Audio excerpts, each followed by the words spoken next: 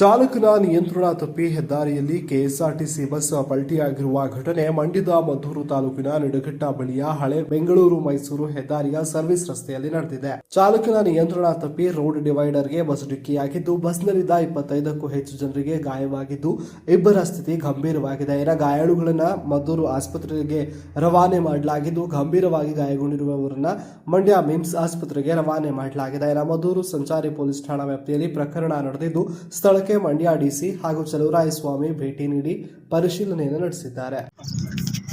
ಏನು ಮಾಡಿಲ್ಲ ಸರ್, ಇಲ್ಲ ಜನ ಹೆಲ್ಪ್ ಮಾಡಿದ್ರು ಸರ್. ಇವಾಗ ಬಂದಿರೋದು ಸರ್, ಆಕ್ಸಿಡೆಂಟ್ ಆದಾಗ ಜನವೇ ಸಹಾಯ ಮಾಡಬೇಕು. ಅವರು ಜನ ಈಗ ಮಂಡ್ಯಕ್ಕೆ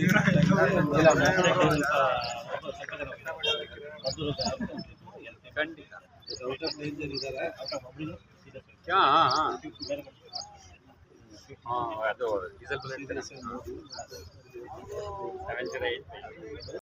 ಬೆಳಿಗ್ಗೆ ಕೆಎಸ್ಆರ್ಟಿಸಿ ಬಸ್ ಒಂದು ಚಾಮರಾಜನಗರದಿಂದ ಬೆಂಗಳೂರಿಗೆ ಹೋಗುವಂತಹ ಸಂದರ್ಭದಲ್ಲಿ ಮದ್ದೂರಿನ ರುದ್ರಾಕ್ಷಿಪುರ ಎನ್ನುವಂತ ಒಂದು ಸ್ಥಳದಲ್ಲಿ ಚಾಲಕನ ನಿಯಂತ್ರಣವನ್ನು ತಪ್ಪಿ ಒಂದು ಅಪಘಾತ ಆಗಿದೆ. ಬಸ್ಸು ಉಲ್ಟಾಗಿ ಬಿದ್ದಿದ್ದರಿಂದ ಸುಮಾರು 33 ಜನ ಗಾಯಗೊಂಡಿದ್ದಾರೆ. ಗಾಯಗೊಂಡಿರ್ತಕ್ಕಂಥ ಎಲ್ಲ ಪ್ರಯಾಣಿಕರನ್ನು ಈಗಾಗಲೇ ಮದ್ದೂರಿನ ತಾಲೂಕು ಆಸ್ಪತ್ರೆಗೆ ಸ್ಥಳಾಂತರ ಮಾಡಿ ಚಿಕಿತ್ಸೆಯನ್ನ ಕೊಡ್ತಾ ಇದ್ದೀವಿ. ಅತಿ ಅವಶ್ಯಕ ಇರತಕ್ಕಂಥ ಏನಾದ್ರು ಹೆಡ್ ಇಂಜಿನಿಯರ್ಸ್ ಇದ್ರೆ ಅಂತವರಿಗೆ ಬೇರೆ ಆಸ್ಪತ್ರೆಗಳು ಬೇಕಂದ್ರೆ ಕೂಡ ಅಲ್ಲಿ ಕೂಡ ರೆಫರ್ ಮಾಡ್ತಾ ಇದೀವಿ.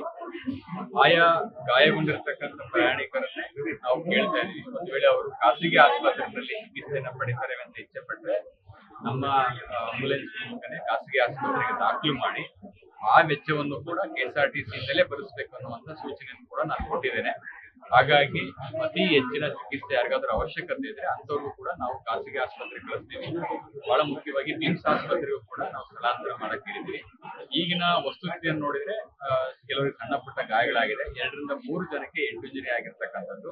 ಹೆಡ್ ಇಂಜುರಿ ಆಗಿರೋಂಥವ್ರನ್ನ ನಾವು ಮಾತ್ರ ಮಿಮ್ಸ್ಗೆ ಅಥವಾ ನಿಮಾನ್ಸ್ಗೆ ಕಳಿಸ್ಕೊಡ್ಲಿಕ್ಕೆ ವ್ಯವಸ್ಥೆಯನ್ನ ಮಾಡಿದ್ದೀವಿ. ಸರ್, ಆಮೇಲೆ ಎಕ್ಸಾಮ್ ಇದೆಯಂತಲ್ಲ ಸರ್, ಅವ್ರಿಗೇನು ಬೇರೆ ವ್ಯವಸ್ಥೆ ಮಾಡ್ಕೊಡ್ತೀರಾ ಸರ್? ಎಷ್ಟು ಮಕ್ಕಳಿದ್ದಾರೆ ಒಂದು ಪಟ್ಟಿ ಮಾಡ್ಲಿಕ್ಕೆ ಹೇಳಿದಿರಿ. ಮಾಡಿ ಸಂಬಂಧಪಟ್ಟಂತ ಕಾಲೇಜಿನ ಪ್ರಾಂಶುಪಾಲರೊಂದಿಗೆ ಮಾತಾಡಿ ಅವ್ರಿಗೂ ಕೂಡ ವ್ಯವಸ್ಥೆಯನ್ನು ಮಾಡ್ತೇವೆ. ಯಾಕಂದ್ರೆ ಈಗ ನಮಗೆ ಪ್ರಥಮ ಆದ್ಯತೆ ಚಿಕಿತ್ಸೆಯನ್ನು ಕೊಡ್ಬೇಕಂತದ್ದು ನಂತರ ಪರೀಕ್ಷೆ.